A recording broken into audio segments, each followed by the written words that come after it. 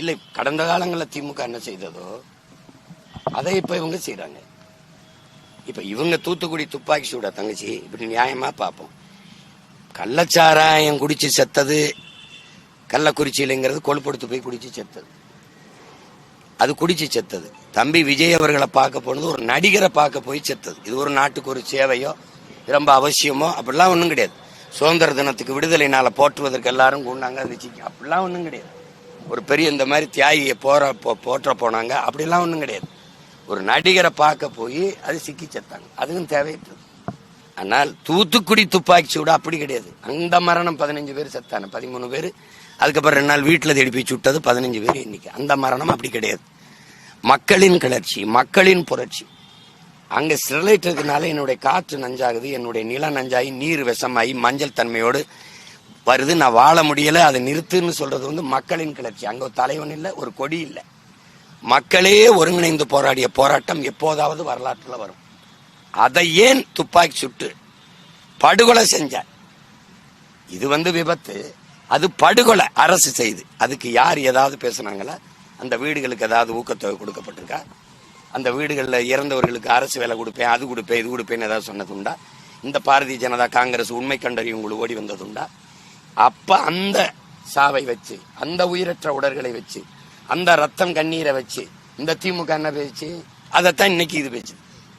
இதுல இருந்து நீங்க என்ன தெரியணும்? இவங்கள மொத்தமாவே இந்த துப்புரவு பணியாளர் இன்னைக்கு போராட்டிருக்காங்க, இவனை வச்சு இவன் கையில ஒரு இது வச்சிருக்கான்ல, அந்த தொடப்பக்கட்டையை வச்சு தொடச்சு தள்ளணும். அது தவிர வழி கிடையாது. இவன் மாறி மாறி பேசுவாங்க.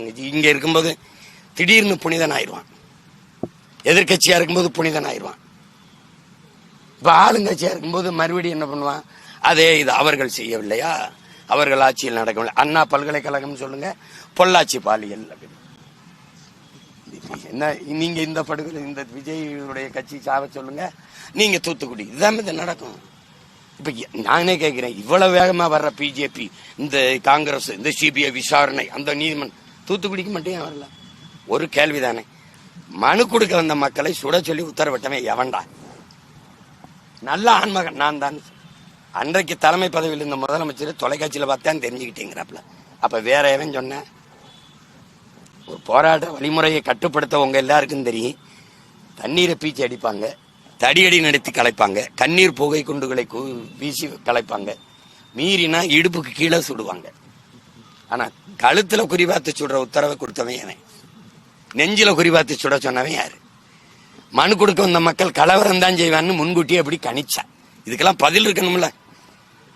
யாரு சொல்லுவா? யாரு சொல்லுவா? சரி, அதுக்கு ஐயா ஸ்டாலின் அவர்கள் எடுத்த நடவடிக்கை என்ன தெரியுமா? துப்பாக்கி சூடுல ஈடுபட்ட அத்தனை அதிகாரிகளுக்கும் பதவி உயர்வும் பணியிடம் மாற்றமும் செஞ்சதுதான். இந்த கொடநாட்டில் 5 பேர் செத்துருக்கான். அவன் யாரு? ஆப்பிரிக்கால இருந்து வந்தானா? எவனா இருந்தாலும் மானோட உயிர் தானே. கொன்றுக்கான். யார் கொண்டான்? ஒரு முன்னாள் முதலமைச்சர் வீட்டுல கொலை நடந்திருக்கேன், எதுக்காக கொண்டிருக்கான்? ஏன் ஒருத்தருமே பேச மாட்டேங்கிறீங்க? அந்த சாவு சகித்து கொள்ளக்கூடியதா? ஆந்திர காட்டுக்களை எங்களை நாயுடு அவர்கள், சந்திரபாபு நாயுடு சுட்டு போட்டார்ல, மரக்கட்டையை வெட்ட வந்தோம்னு திருட்டு பட்டம் கட்டி கொன்னாரு எங்களை. அதுக்கு யாராவது நிவாரணம் கொடுத்தீங்களா? இல்ல கண்டிச்சீங்களா? உண்மை கண்டறியும், உண்மையில மரக்கட்டை தான் வெட்ட வந்தானா? ஏதாவது விசாரிச்சீங்களா? அது அதிகாரங்களின் பிழை, அது அதிகாரங்களின் தவறு. இப்பவே இந்த தம்பி விஜயுடைய கட்சி கூட்டத்துல நெரிசல்ல செத்தது தேர்தலுக்கு 1 வருடம் இருக்குதுன்னா பேசியிருக்க மாட்டான் எவனும். இதான் சத்தியம். 4 மாசத்துல தேர்தல் வர போதுன்னு அதை பிடிச்சுக்கிட்டாங்க. இப்ப என்ன பண்றது? எதையாவது பண்ணி விஜயை இந்த ஏடிஎம்கே பாஜக கூட்டணிக்கு கொண்டு வந்துடணும்னு வருது. அவரை உள்ள போக கூடாதுன்னு ஒரு கட்சிய. வேற இதான அரசியல் இப்ப ஓடிட்டு இருக்கு 10 நாளா. அதனால அதை விட்டுருவோம். நமக்கு நிறைய வேலை இருக்கு. வேற ஆக்கப்பூர்வமான கேள்வி இருந்தா கேளுங்க.